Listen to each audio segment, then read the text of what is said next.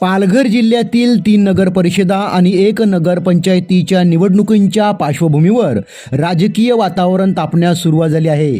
महायुतीमधील शिवसेना एकनाथ शिंदे गटाने मोर्चे बांधणी सुरू केली असून उपमुख्यमंत्री एकनाथ शिंदे शनिवारी पालघर जिल्ह्याच्या दौऱ्यावर येत आहेत। पालघर जिल्ह्यात उपमुख्यमंत्री एकनाथ शिंदे यांच्या शनिवार दिनांक 22 नोव्हेंबर रोजी 4 जाहीर सभा आयोजित करण्यात आल्या आहेत। सकाळी 11 वाजता सरोवर रेस्टॉरंट जवळील मिहीर शाह मैदान येथे पहिली जाहीर सभा होणार आहे।